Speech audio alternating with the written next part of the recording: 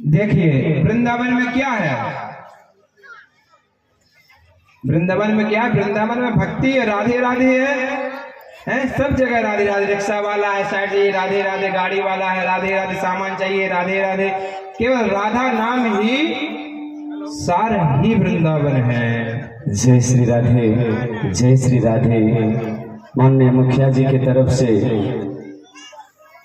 500 रुपया दान स्वरूप आए हैं। भगवान की लाख लाख कृपा उनके और उनके स्व परिवार एवं स्व समाज के ऊपर सदा बरसती रहे। और पलटू मिस्त्री जी की तरफ से भी 100 रुपया दान आए हैं। ठाकुर जी की कृपा लाख लाख उनके स्व परिवार के ऊपर सदा बरसती रहे। बोले वृंदावन बिहारी लाल की।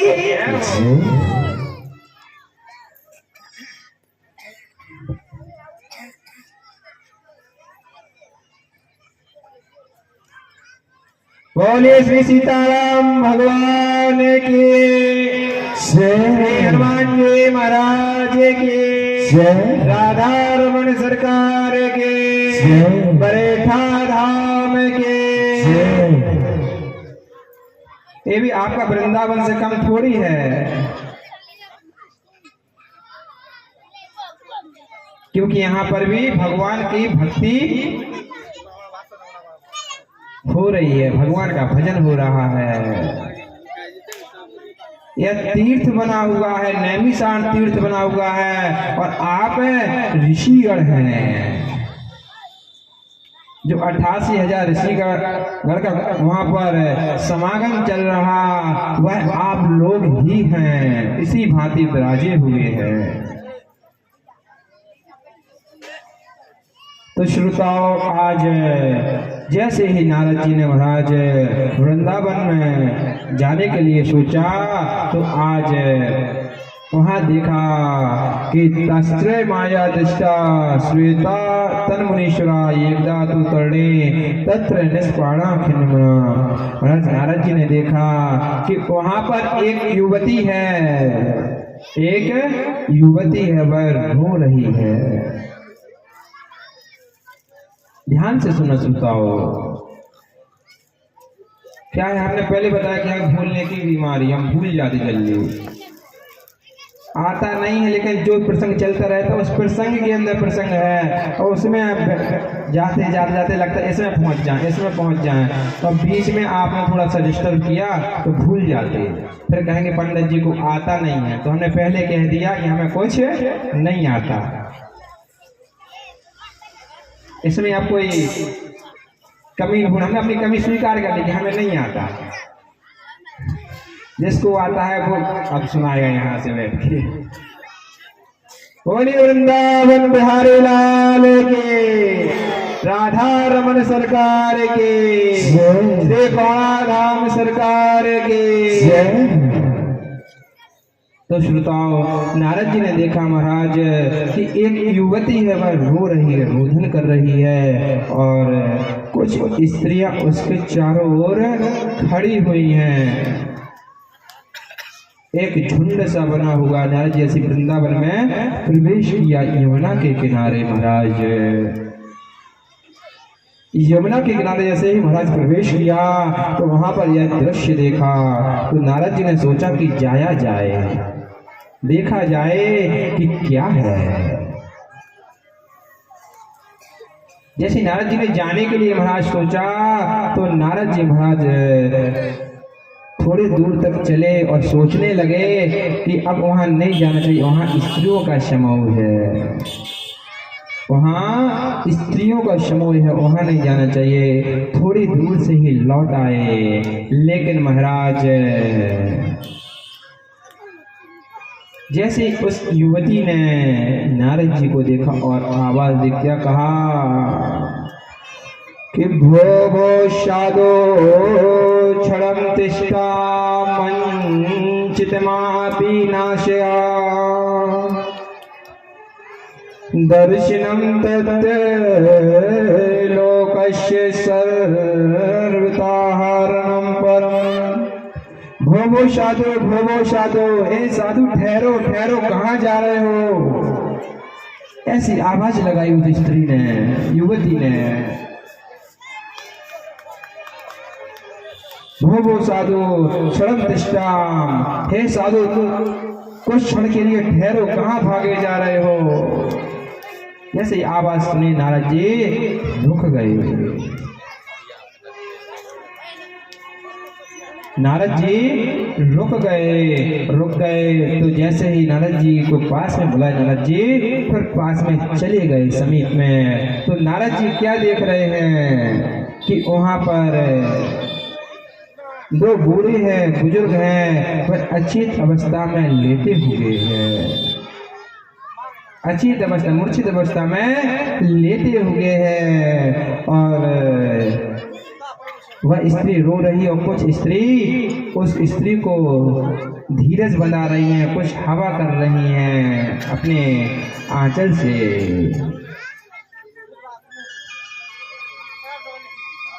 तो जैसे ही महाराज नारद जी ने महाराज देखा, पूछा, नारद जी ने महाराज पूछा, कस्तुत्यम देवी आप कौन हो, का एवं आप क्यों रोती हो, कसरत काव्यो आपके यह जो लेटे हुए हैं यह कौन है, यह कौन है। तो क्या कहती है भाई युवती जो रो रही है, अहम भक्तिरीते ख्याता येमो में तन्यो मतो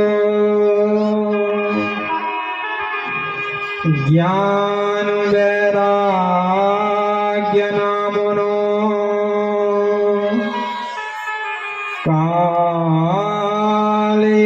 कालयोग जर्जरे।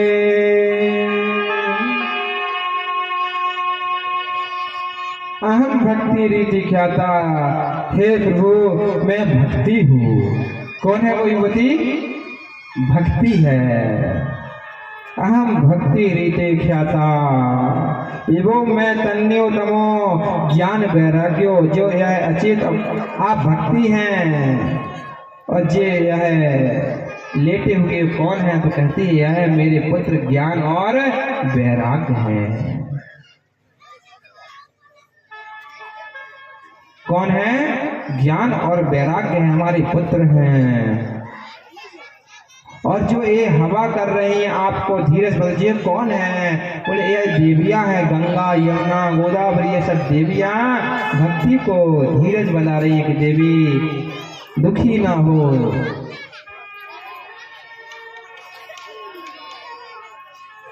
कहने लगी महाराज, और नारद जी पूछने लगे आखिर आपके दुख का कारण क्या है, आप क्यों दुखी है देवी?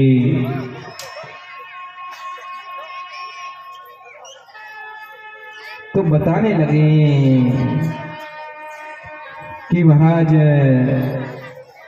मैं दक्षिण भारत में महाराज पैदा हुई और महाराष्ट्र आदि प्रदेशों में अन्य अन्य जगह मेरा महाराज कहीं सम्मान हुआ और कहीं कहीं ऐसा पापाचार फैला, ऐसा पापाचार फैला कि हमें उस स्थान को छोड़ के भागना पड़ा, क्योंकि कलयुग का महाराज आगमन हो गया। और कलयुग के आगमन से महाराज जो मेरे यह पुत्र हैं ज्ञान और वैराग्य ये जर्जर अवस्था को पा गए, और मैं महाराज सब जगह को छोड़ के सुना कि भगवान के शरण से वृंदावन धाम में जाएं।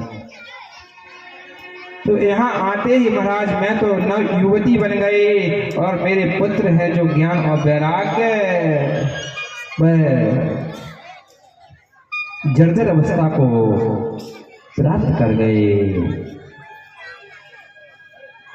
बुजुर्ग हो गए और अचेत अवस्था में पड़े हैं।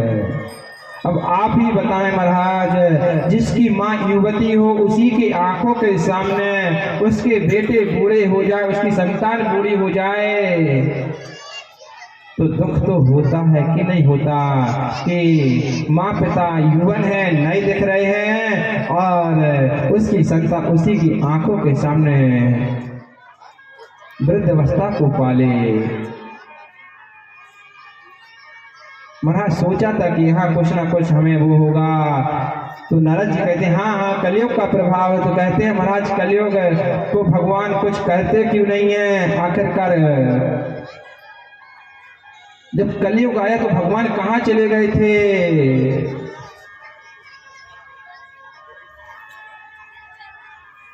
तो कहते हैं जैसे ही भगवान अपने लीला समाप्त करके अपने श्री परम धाम को गए और कलयुग ने अपना पैर पसार लिया।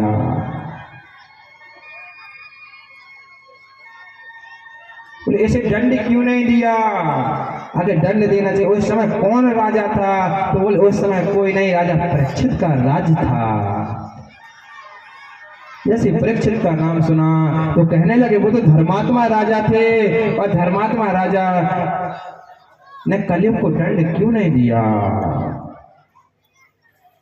आज श्रोताओं चर्चा कर रहे हैं, बता रहे हैं महाराज। तो आज जैसे ही नारद जी से कह रही है भक्ति कि अगर ऐसा ही रहा तो हम वृंदावन धाम छोड़ के भी भाग जाएंगे, यहाँ भी हम नहीं रुकेंगे। तो नारद जी को लगा कि अगर भक्ति चली गई फिर वहां पर दुकान को सामान लेने थोड़ी जाना है। वृंदावन किस लिए जाते हैं? यहाँ किस लिए आए? हमें देखने थोड़ी आए हैं कि हमें कुछ अलग से है।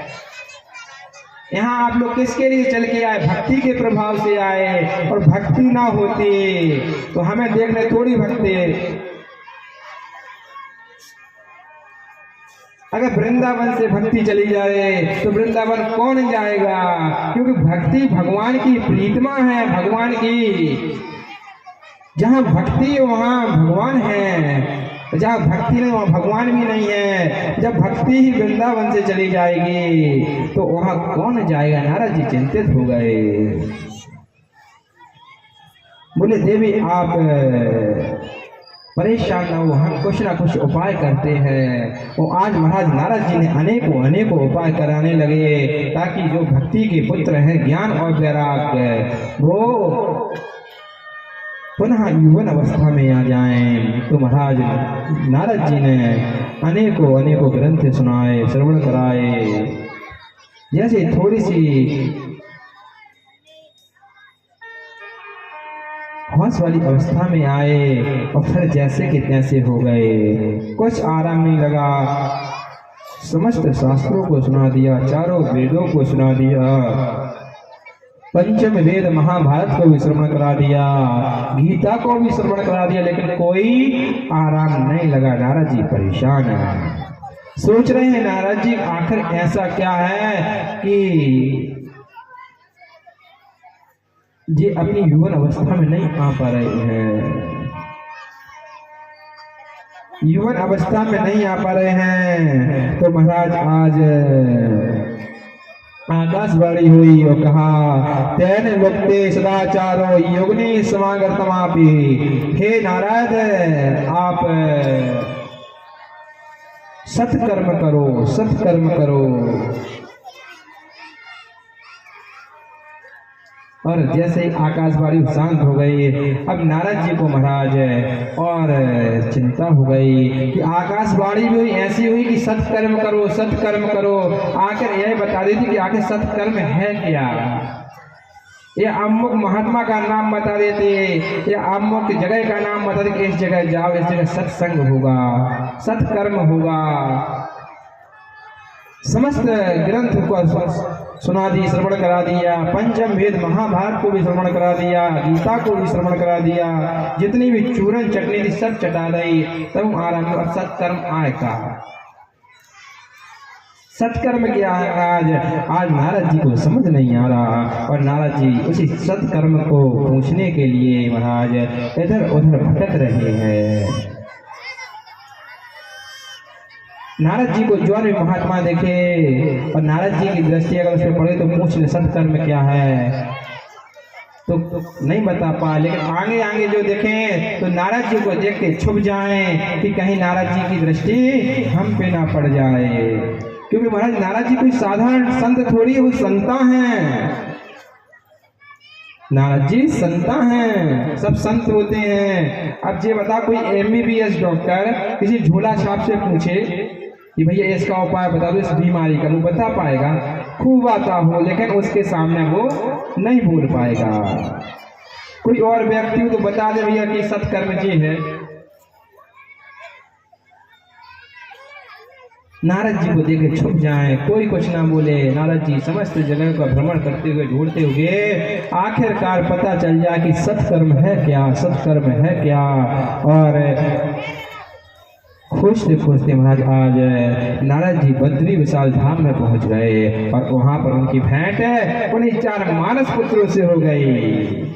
देखिए आ गए पुनः उसी कथा में लौट के, 4 मानस पुत्रों से हो गई, सनक, सनंद, सनातन और सनत कुमार।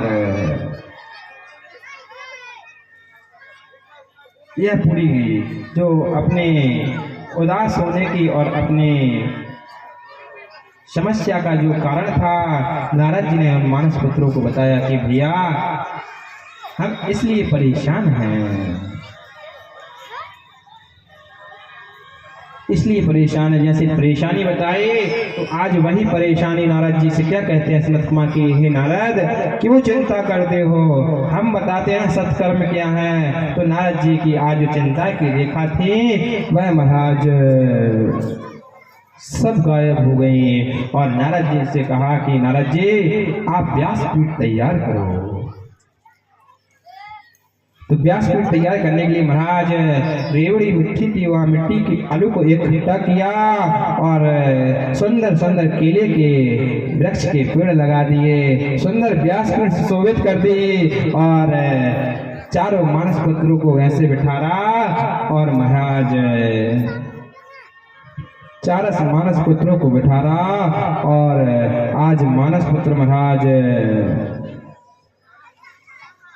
भगवान की कथा प्रारंभ करते हैं। कहते हम बताते हैं नारद सबसे पहले आप विराजमान हुइए। यह कथा कहाँ चल रही है? नेमी सारण में। और श्री परीक्षित जी सुखदेव जी महाराज से पूछ रहे हैं कि यह कथा को 7 दिन सुनने का कैसे चला, किसने सुना? तो बता रहा है कि सर्वप्रथम नारद जी ने सुना। इसलिए सुना नारद जी ने क्योंकि वह भक्ति के दुख को दूर करना चाहते थे। आज महाराज जैसे ही देखा तो आज नारद जी बैठे आसन लगाया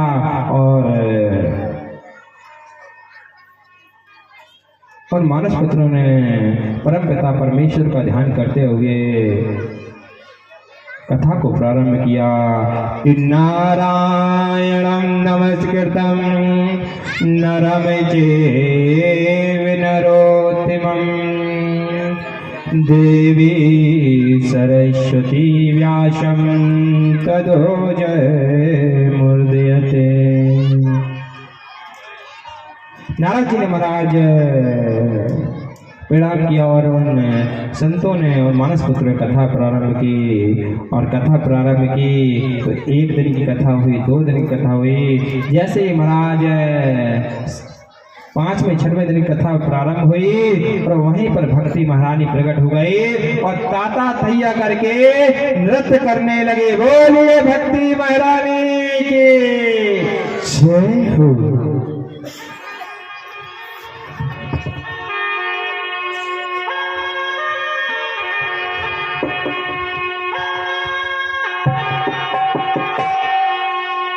गोकुल की हर गली में और मथुरा की हर गली में, गोकुल की हर गली में और मथुरा की हर गली में कान्हा को ढूंढता हो मैं दुनिया की हर गली में, कान्हा को ढूंढता हो मैं दुनिया की हर गली में। गोकुल की हर गली में और मथुरा की हर गली में, गोकुल की हर गली में और मथुरा की हर गली में कान्हा को मैं दुनिया की हर गली में कान्हा को ढूंढता हूँ, मैं दुनिया की हर गली में।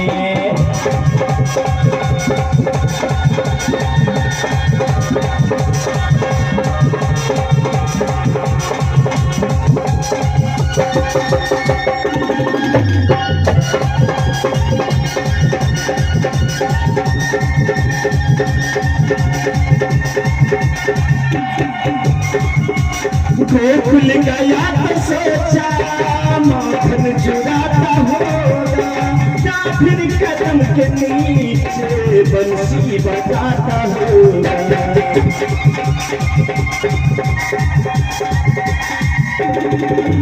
गोकुल गया तो सोचा माखन चुराता होगा, या फिर कदम के नीचे बंसी बजाता होगा, या फिर कदम के नीचे बंसी बजाता होगा।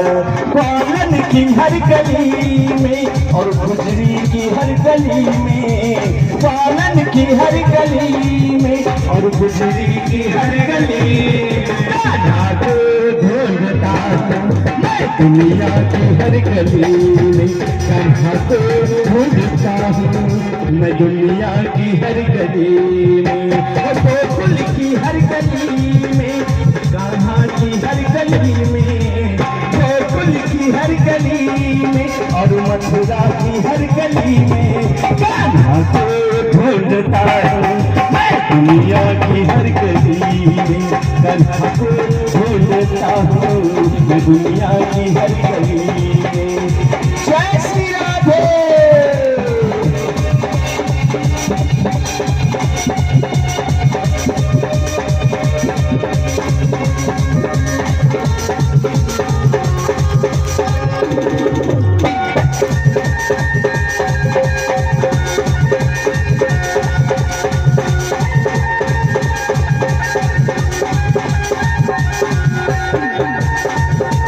शायद किसी बदन की साड़ी बढ़ाता होगा, या विश्व का प्याला अमृत बनाता होगा।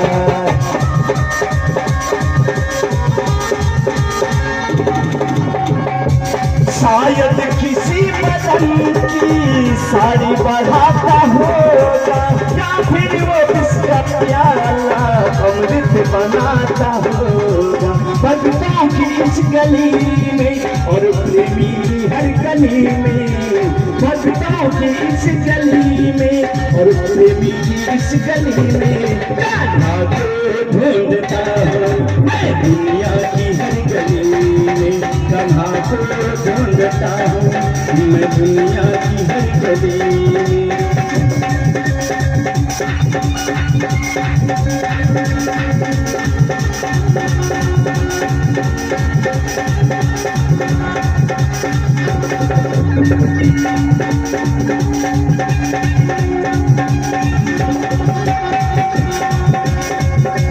भटका गली गली में, ढूंढा गली गली में, मुझको मिला कन्हैया दिल वालों की गली में।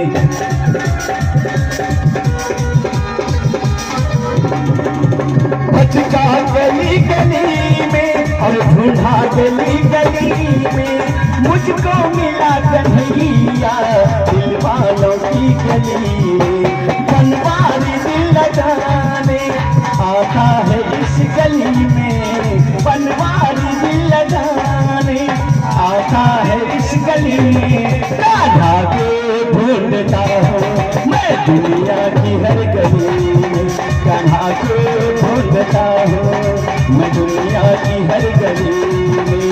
गोकुल की हर गली में और मथुरा की हर गली में, गोकुल की हर गली में और मथुरा की हर गली में कान्हा को ढूंढता हूँ, मैं दुनिया की हर गली में श्यामा को ढूंढता हूँ, मैं दुनिया की हर गली